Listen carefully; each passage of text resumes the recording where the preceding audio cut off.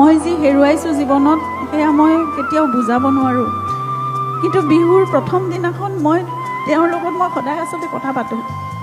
সেইদিনা মই কৈছিলো, সেইদিনাখন এনে বিহুৰ দিনাখন আমাৰ প্ৰস্তুতি সদায় প্ৰতি বছৰে বেলেগ হয়। আজি বিয়া হোৱাৰ পিছৰ পৰা এই 23-24 বছৰে মই সদায় দেখিছো বিহুৰ প্ৰস্তুতি কেনেকুৱা।